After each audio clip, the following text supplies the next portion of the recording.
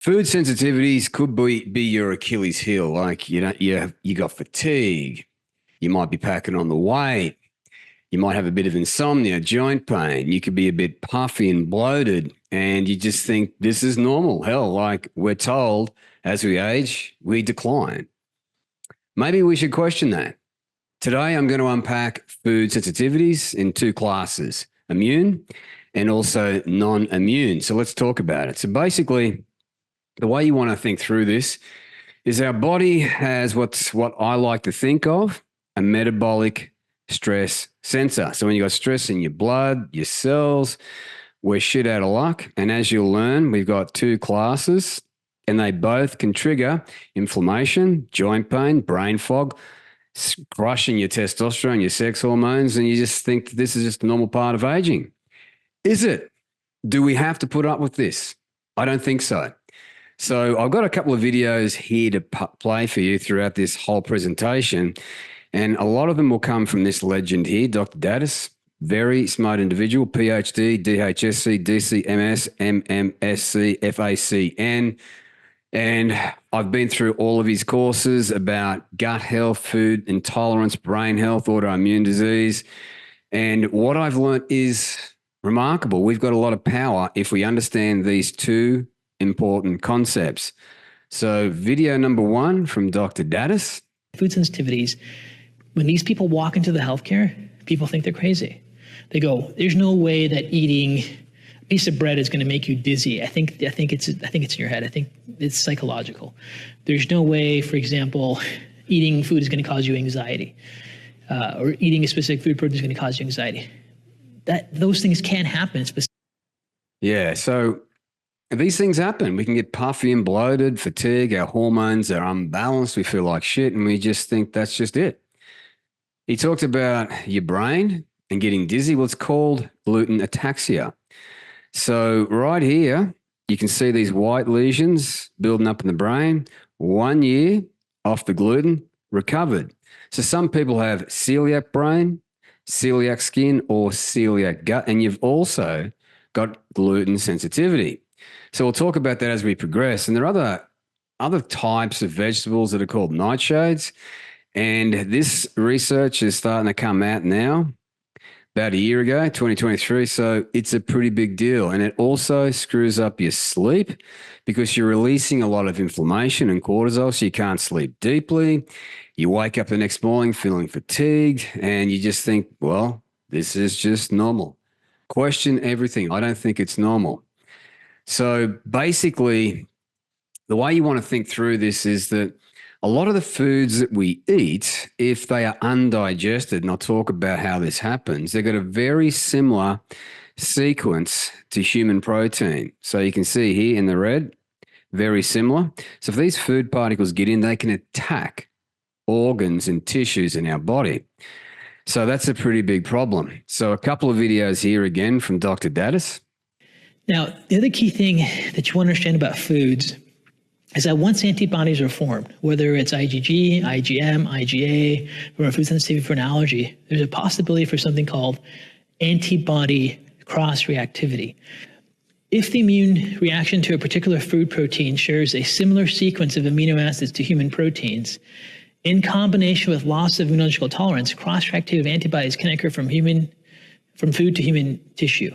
So let me explain that. What that means is basically our proteins in our body, our tissues in our body are made of proteins, and the foods we eat are proteins. And when you really look at proteins, proteins have a bunch of amino acids clustered together. And this is known as an amino acid sequence. So if you look at the illustration here, you can see food protein sequence on the top here. You see some of these are very similar to the human protein sequence. And if that takes place, there's a possibility for what's called cross-reactivity to occur. And that cross-reactivity can attack your thyroid, your brain, your pancreas, a lot of different organ systems, your joints, your skin, and your testes for that matter. So it can attack a lot of different organ systems there.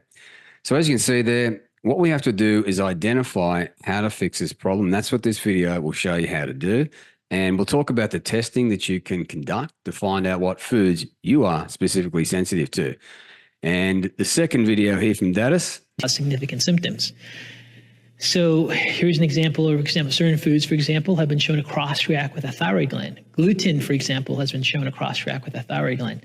Food proteins that contain lectins, like pea protein, agglutinins in beans have been shown to cross-react with the thyroid gland.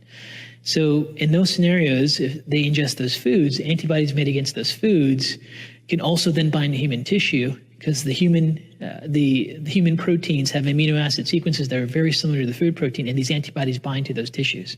But once antibodies bind to tissue, that tells the immune cells called T cells and natural killer cells, which are the soldiers of the immune system, to destroy that tissue. That's called cross-reactivity. That sounds pretty nasty. And this is what's happened to a lot of people. And you can correct this. You can fix this. You can rejuvenate and repair tissues and organs. Now, how does this kind of all play out? Well, basically, all health starts in the gut.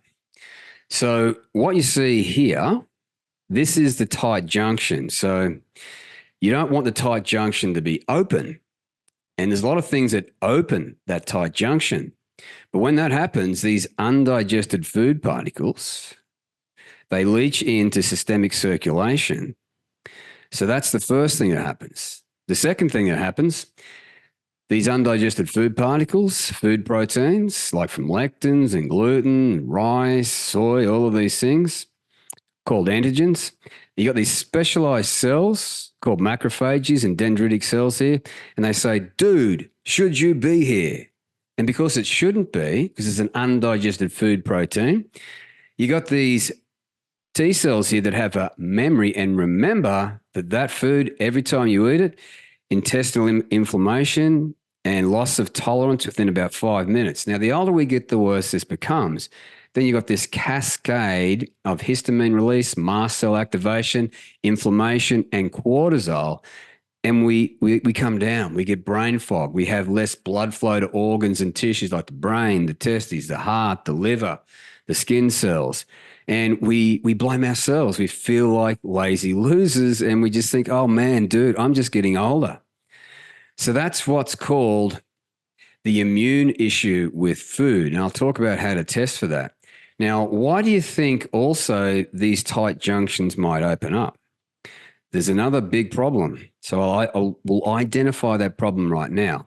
So when you've got a sick gut, and we'll talk about that in this video, what happens is, like when I went through and did my certificate in nutrition, the gut is foundational. I can't emphasize that enough, because when you've got a sick gut, it can really screw up your brain, because it leads to anxiety and depression-like behavior, comorbidities, neuroinflammation, brain inflammation, psychological stress. So you're emotional, you feel like garbage. That can also aggravate colitis, and they say it's idiopathic. There's no known cause. Well, there kind of is a known cause. And it also activates the HPA axis, more cortisol, and you feel like shit even more. And a lot of pro-inflammatory cytokines like TNF-alpha, interleukin 1, interleukin 6. So let's talk about, I've got 4 videos I want to play for you here, and this will connect the dots and show the problem we've got with gut permeability. So the tight junctions, they open up and start to cause a lot of food sensitivities and all of these issues with your brain, your hormones, your joints, bloating, and all of that. So this first one here from Dr. Daddis. They get severe brain inflammation when they eat it. They can even have their blood-brain barrier, gut barrier breakdown. They can set up the stage for neurological autoimmunity. They can decrease blood flow to their brain. As their brain gets inflamed, their messenger synaptic pathways become slower, and they just don't function well. And they walk in the healthcare system and they get diagnosed with chronic depressive disorder or chronic anxiety disorder. So that was me back in my 30s there. I was misdiagnosed with anxiety and, all of those issues there. They put me on those big pharma drugs. Now, what I learned from Dr. Ken Berry about these big pharma drugs shocked me. Listen to this.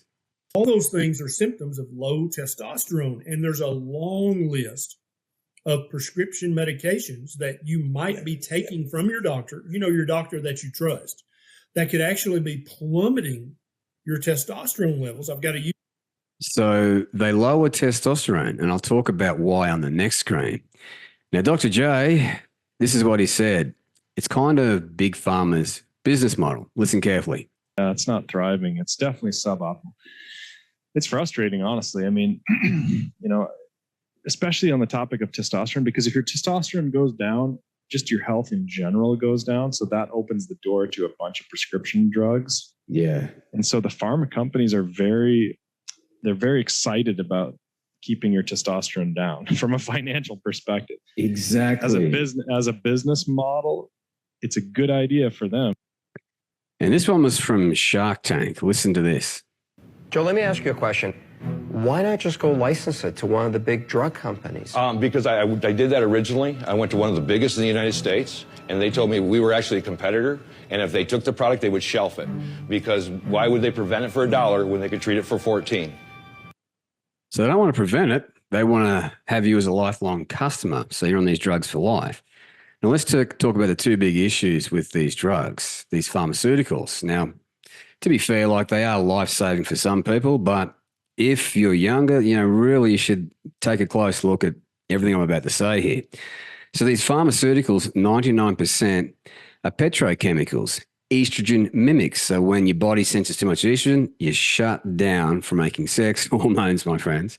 So that's problem number one. Problem number two is that they use emulsifiers in the pharmaceutical industry. All of them have emulsifiers there. And the reason for that is enhanced absorption through the intestinal barrier there. Now, do you remember what the intestinal barrier was doing there? So these tight junctions aren't really tight. They kind of open up. And that's because they use emulsifiers like polysorbate 80. And if you do your due diligence on PubMed there, you'll see that they open up the tight junctions, polysorbate 80, and there's a whole bunch of other ones do the same too. So these emulsifiers cause a very sick gut. So it's going to lower your sex hormone production, and it's going to start destroying your gut, and you'll be on these emulsifiers for life. Now, this is Huberman just speaking about these emulsifiers. Why are emulsifiers bad? Okay, there are a lot of reasons why they're bad, but the reason why they're bad for the mechanisms that we've been talking about today is that when you ingest those foods, you're bringing those emulsifiers into your gut, and those emulsifiers strip away the mucosal lining of the gut. Right. So that's what they're doing there, stripping away the protective lining of your gut. Now, this is one final video from Dr. J, just speaking about testosterone and how it lowers inflammation. Bulging discs and all this kind of stuff. If you have inflammation there all the time, and testosterone shuts it off. So I guess testosterone would be a very powerful lever to pull down on to get rid of inflammation when it's up at the right level. Exactly. Yeah. In general, especially in the low back. That's why the drug companies hate it, right? Because if you have nice high testosterone, it's going to heal a lot of chronic issues that they're prescribing drugs for, like arthritis and gut issues, like IBS. They have all these drugs for irritable bowel syndrome. Yeah. It's just like on and on. As you can see there, like it's a multi-billion, trillion-dollar a year industry, all of them combined. They're making a lot of money. So when your gut's screwed up, the composition of your microbiota it screws up the protective line of your gut. The tight junctions open up, food goes through. So you got that intestinal permeability there. You've also got bacteria that can translocate through the tight junctions into systemic circulation, cause infections, sinuses, things like that. You got low-grade inflammation, so your testosterone comes down. You got glucose intolerance, so you feel like shit, and you pack on the fat there, and it can lead to really bad diseases like irritable bowel disease. And they prescribe you more of this stuff, which stops the pain. Largely, that's what it's doing. It's just causing you to stop feeling and experiencing the pain. So it's just masking the effects there. So that's my experience of Big Pharma. Now, if you have a look at what the gut does, I mean, it's absolutely huge. So your gut has a brain, it's got hundreds of millions of neurons, and it speaks to all of these organ systems. The gut-brain axis. So this is where it's driving these mental issues like stress, emotional stress, anxiety, depression, IBS, schizophrenia, cognitive decline, autism, and brain fog and dementia. And the endocrine axis, your hormones are screwed up. You're being shortchanged there. The gut-heart axis, cardiovascular disease, atherosclerosis, thrombosis, thick sludgy blood, hypertension, high blood pressure, lungs. So asthma, seasonal allergies, wheezing, and the liver, which is detoxing the chemicals are exposed to, the heavy metals. It's keeping your all of your foods being absorbed through the gallbladder there, and it keeps estrogen at healthy levels. So really important to have a strong liver. The pancreas, so type 1 diabetes, type 2 diabetes, and you've also got insulin resistance there, the gut bone axis, your bones demineralize, osteoporosis shows up, and the muscles. Like if you're a younger dude trying to pack on the muscle and you really can't, well, it certainly could be a sick gut there. And the older you get, the worse it becomes. But the problem becomes also, as you age, sarcopenia sets in, you get very frail. To hell with that. The gut skin axis, so you can get alopecia, hair loss, acne, cirrhosis, atopic dermatitis, wrinkles, and advanced skin aging, discoloration, dark circles, things like that. And the reproductive axis, so the testes in men and the ovaries in women, so lower testosterone and infertility. The kidneys, the bladder. So pretty important that we get this right. And it also screws up your sleep. And if you're not sleeping, you'll always have screwed up hormones, fatigue. You'll just feel like garbage. And then when you try and get into shape, get the abs for dudes there, when you don't sleep properly because you've got these food intolerances and sensitivities there, this is what happens. Not getting sufficient sleep. 70% of all the weight that you lose will come from lean muscle mass, and not fat. Right. The body, when it's fatigued in that way, wants to hold on to those fat cells. Exactly. Right? Your body becomes stingy in giving up its fat. Mm-hmm. So in other words, when you are underslept, but you're trying to watch your diet, watch what you eat, you will lose what you wanted to keep, which is muscle, and you will gain what you wanted to lose, which is fat. So you'll still lose weight, but the bulk of it comes from your muscle. Like, as he said there, 70%. And you struggle, you're fatigued, and you get to go and you look down, where's the abs? Well, you don't have any because you're skinny fat. So you've lost a lot of muscle. So your metabolism goes down. You can't eat a lot of food and you feel like garbage. So let's have a look at these tests that we can do for the immune food sensitivity. So it's what's called IgG, IgA, IgM food testings there. So this is a report that we got back from one client that we're helping, and I was shocked because he was eating a bit of dairy, and he said, "Look, I can eat dairy. I know this." Well, no, certainly cannot. It's causing a lot of inflammation and cortisol. And almonds, he was eating a lot of almonds too, so that's no good for him. And you can see all the other things up here like corn. But over here in the vegetables, it's kind of shocking as well, like asparagus. Like when you're getting close towards the two there, not much good. So imagine this, if you ate asparagus, carrots, celery, and lettuce, and tomatoes, like in the Mexican food there, you're taken out. And guess what? You don't feel this. Why don't you feel this? Because it's a delayed response of up to 72 hours. So your energy just comes down, and there's no correlation. The food that you ate is causing any issues.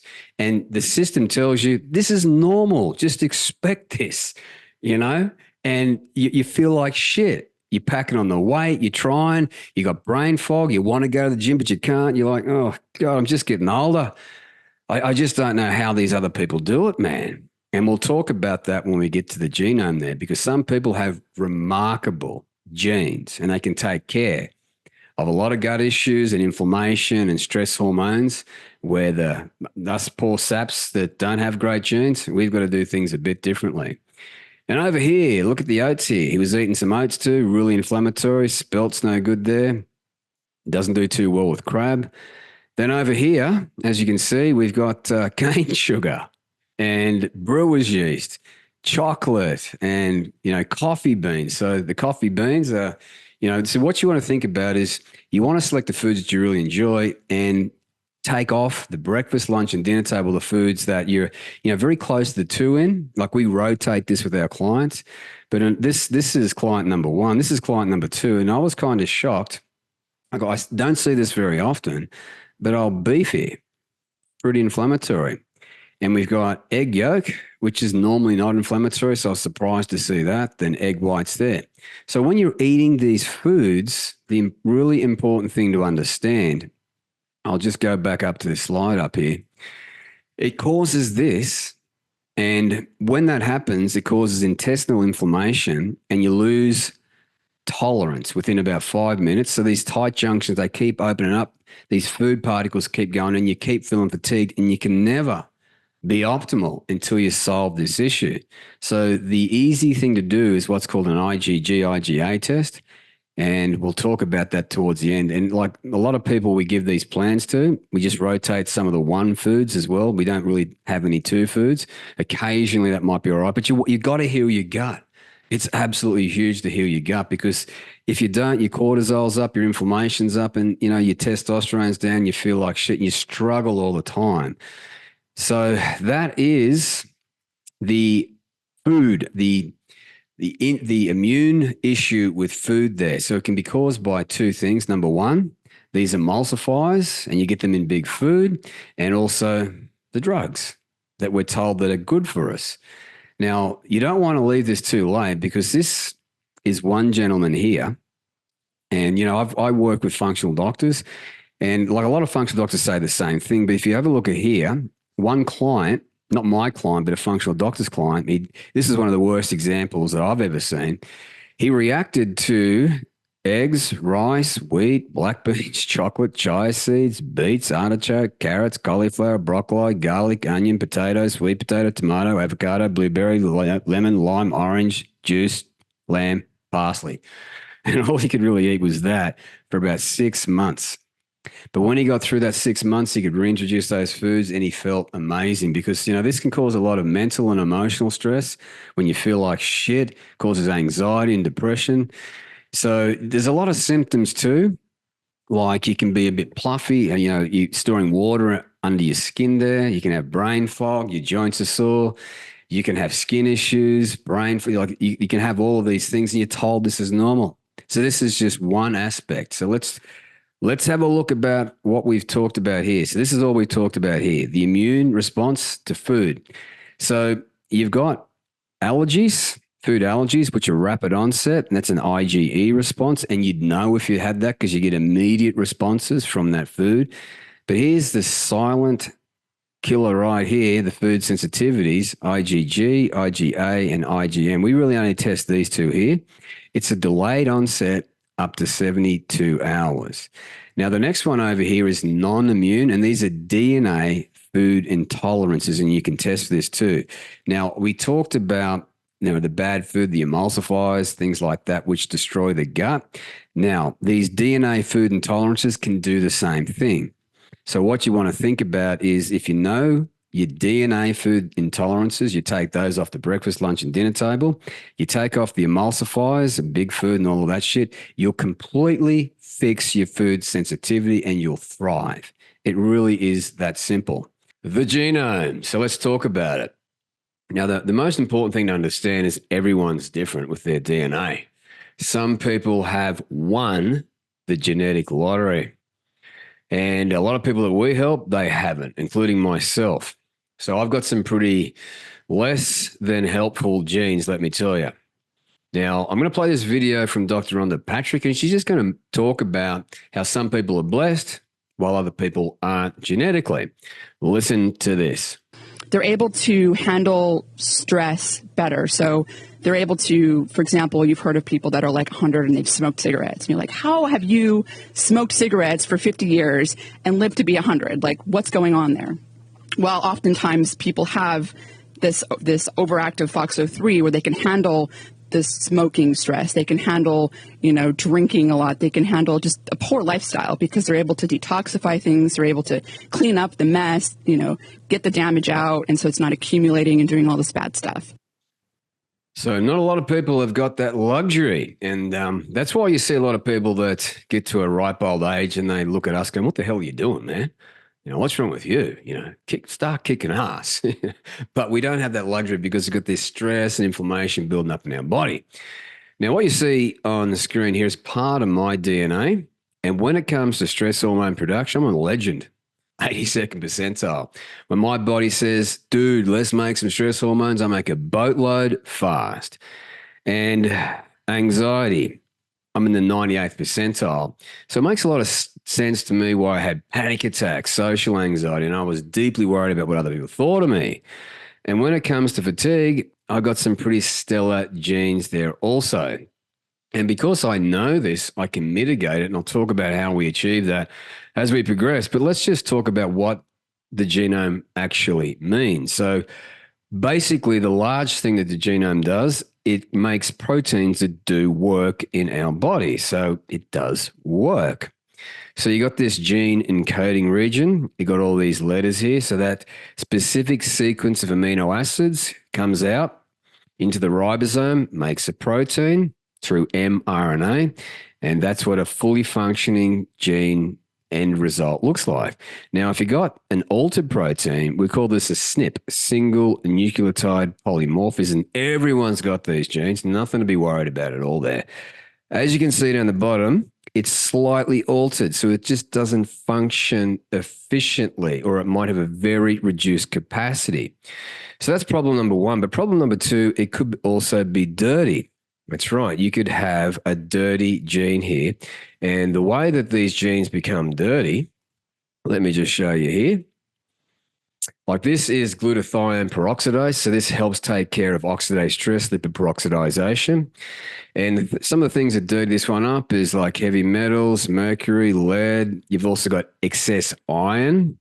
And just to speak to that for a moment, so this is one, glutathione peroxidase 1, but you've also got another gene called SOD2, which further exacerbates this.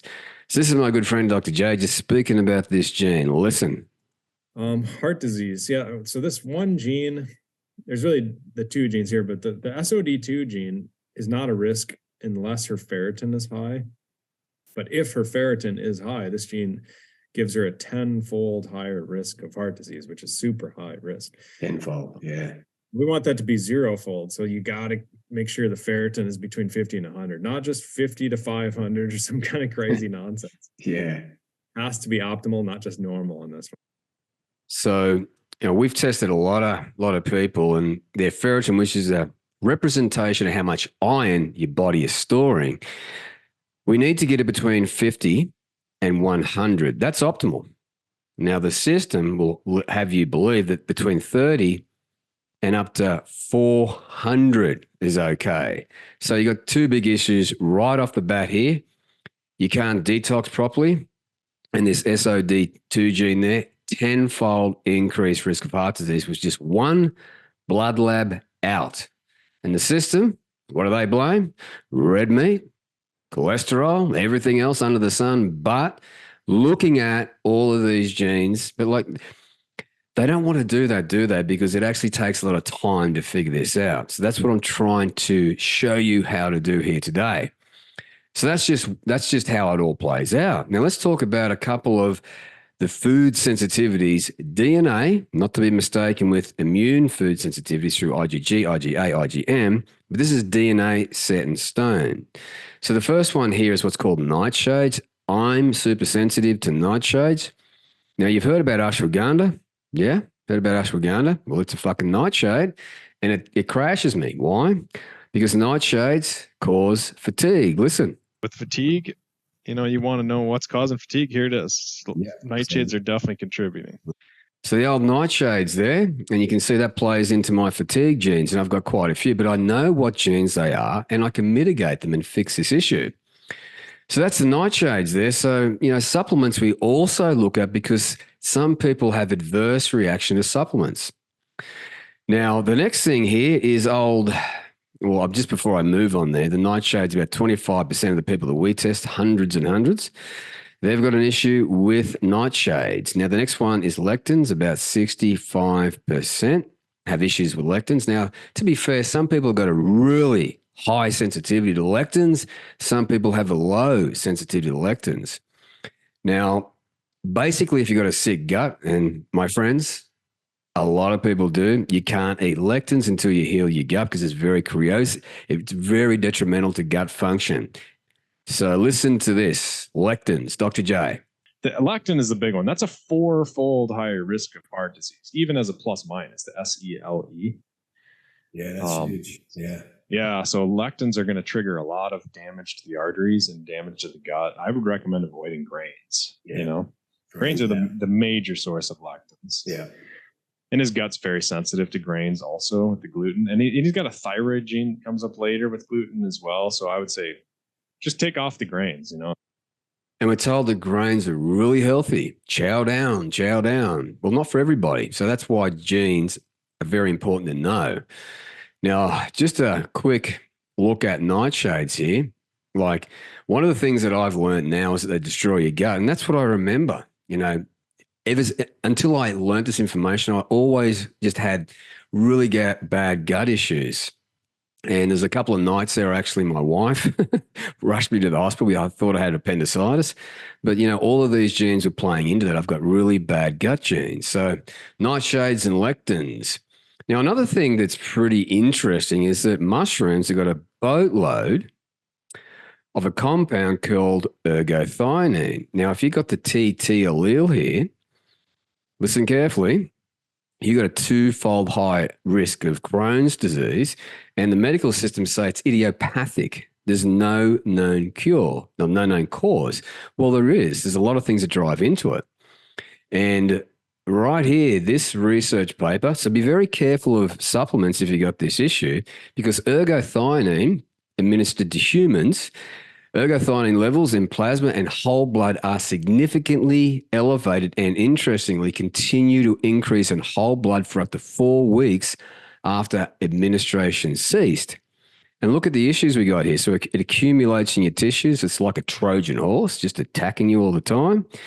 So you got kidney disease, preeclampsia, myocardial infarction, heart issues, pressure overload, liver fibrosis, fatty liver disease, increased reactive oxygen species, reactive nitrogen species as well. So you got a double whammy with oxidative stress, tissue damage. So you can see why a lot of carnivores do pretty good. Imagine if you had this gene, then you had the nightshade gene, and you had the lectin gene, you got the gluten gene. It just seems like you can't eat anything. So that's why a lot of carnivores thrive. Let's talk about gluten. So you probably heard about celiac disease for the gut. Well, what you might know is you got celiac disease for the brain and also the skin.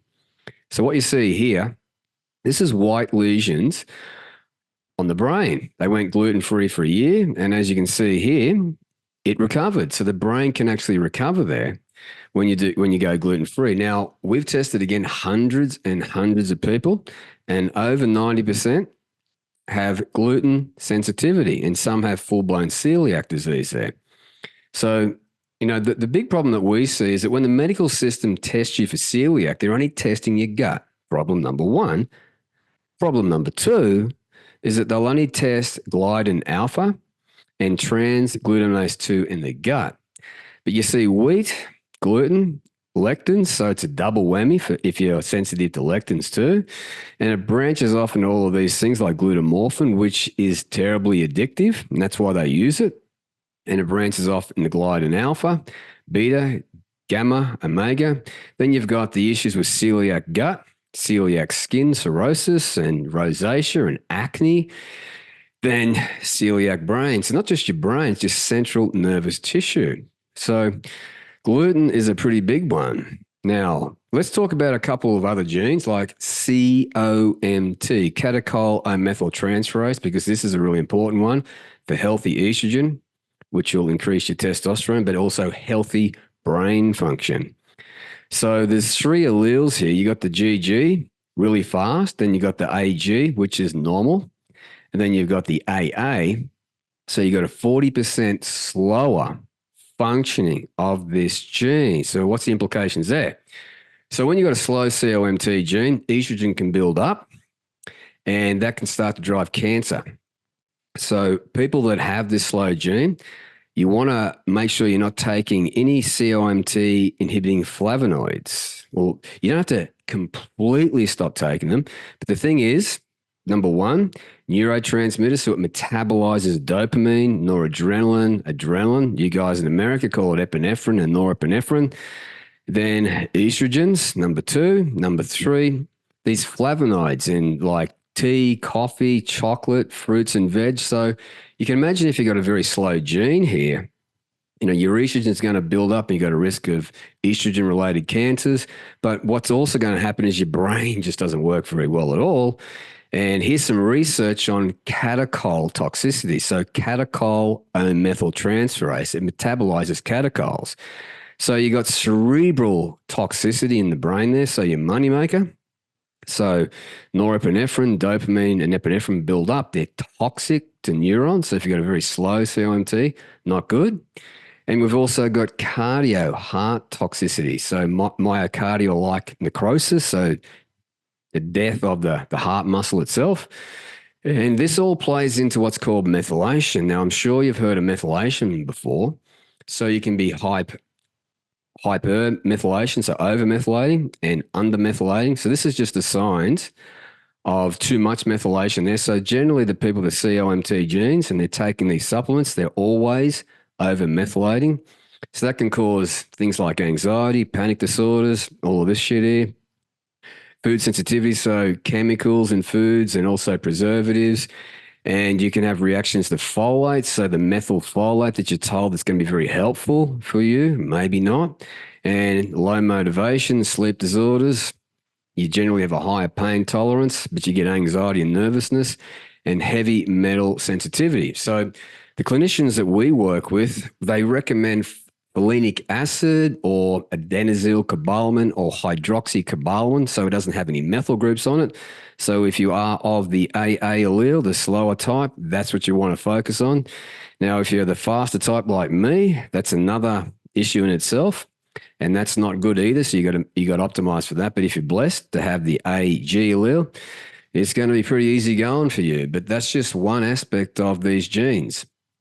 Now, methylation, so this is what it kind of looks like in your body. So your body's got these pathways and all of these things happen in your body. And methylation here, now you probably can't see it too well, but this gentleman that we're working with has got terrible methylation. And there's three pathways. You got the folate, number one. Number two, you got the methionine pathway where it creates SAMe, S-adenosine methionine. Then transsulfuration here, which is all about homocysteine and glutathione recycling. The important thing to understand is this person here has got slow methylation in all of those genes. So they've all got to be optimized to optimize methylation. It's really easy to do when you know which genes are being impacted. Very simple to fix. Now, a test that you can do is a methylation panel. And what that's going to show you is where the bottlenecks are here. So this is what we do sometimes with our clients to find out where the bottlenecks are. As you can see here, it's out. So once we understand where your bottlenecks are, that's when we can start looking at this pathway, drilling into these genes and finding out how to optimize them based on the speed of these genes. Now, you don't want homocysteine building up too high. As you can see here, homocysteine, she's too high. And you've also got suboptimal glutathione. So what happens when your homocysteine's too high? Well, you've got cardiovascular disease, heart attack and stroke, epilepsy, dementia, Alzheimer's, Parkinson's disease. Your hearing, you have eyesight problems, your gonads your reproductive organs, your endocrine system, your skeletal system, and your renal, your kidneys, they all start to suffer when your homocysteine's too high. What about glutathione? Because as we can see on this panel there, it is suboptimal. So all of these diseases start to show up. So I've spoken about this a few times on my channel here, but all of that, pause that and have a good look over that. If you've got suboptimal methylation, you will have suboptimal glutathione. Now let's talk about neurotransmitters. So neurotransmitters are fascinating because once you understand neurotransmitters, you can optimize brain function right here. I'm just going to drill into one of these genes here that basically make this protein called monoamine oxidase. You've got two versions. You've got the A version and the B version. So you can see this person that we're helping here, they've got very slow functioning of monoamine oxidase. Now, the implications for that is pretty significant. The reason is because monoamine oxidase they basically degrade all of your neurotransmitters along with the COMT gene. They're in different organ systems, but generally in the brain, this one functions. So norepinephrine, serotonin, epinephrine, melatonin, dopamine, and all of these metabolites of everything that I just mentioned there. And it also metabolizes this thing called tyramine. So tyramine is a derivative of tyrosine, the amino acid. So the issue, if you've got a very slow functioning gene there, tyramine can actually build up. And when it builds up too high, your neurotransmitters are too high, so you can get stress and anxiety and fatigue. You don't feel very well, brain fog. But it can also, when it builds up too high, cause a hypertensive crisis, so dangerously high blood pressure, causing stroke-like symptoms. So a lot of people are on depressants and depression medications. And generally, if you are, your doctor should tell you if you're on a monoamine oxidase. They really should test your genes to see if it's low functioning, and then really recommend something to optimize you. But as I've mentioned throughout this whole food sensitivity presentation here, we really don't want to use those drugs because they can impact your sex hormones and also your gut function. So I don't think it's a great idea to be on them, but if you have to be on them, make sure that you speak to your physician about whether this is going to be right for you, these monoamine oxidase inhibitors, because if you've got a very slow functioning gene there, that's not going to be helpful because remember, it's metabolizing all of these neurotransmitters here.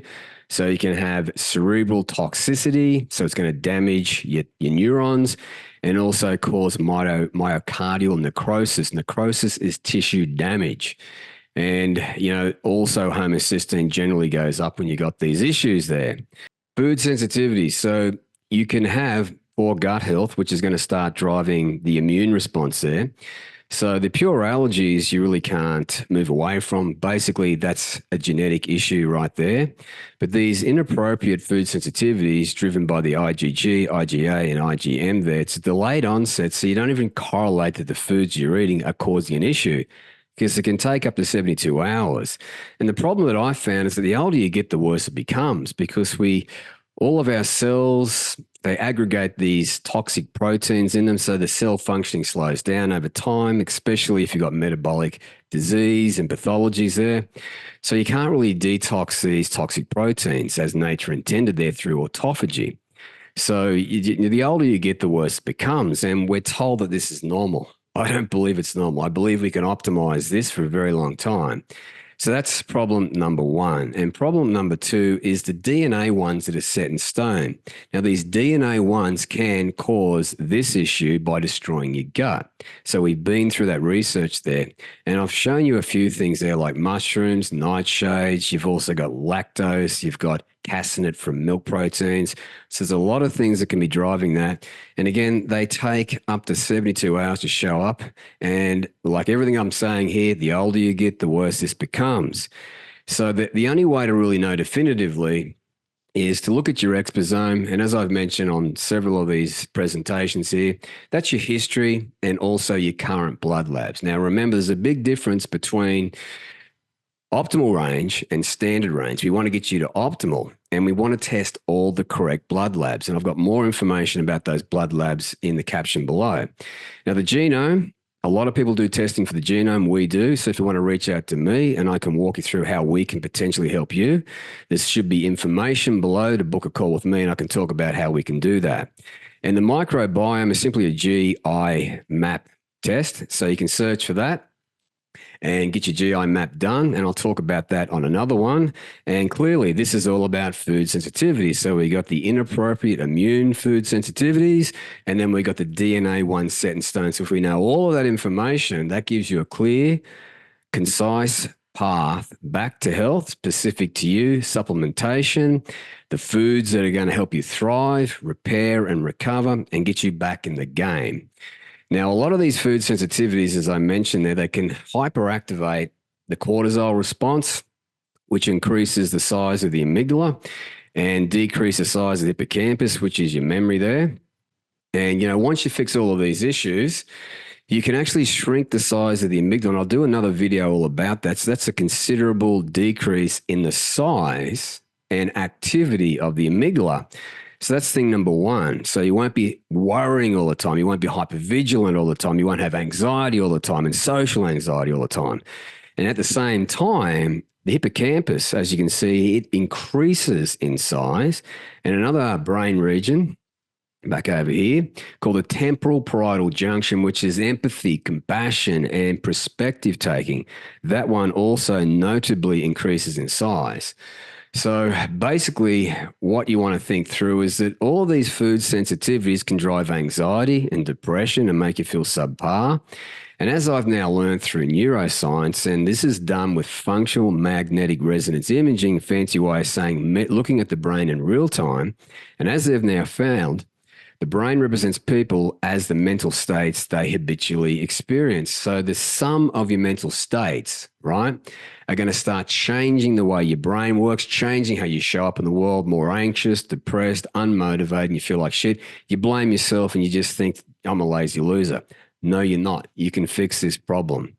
So that is it. That's all I've got for this video. So if you got any questions, drop in the comments below. I'm more than happy to answer any questions you got. So that is it. And I'll see you on the next video.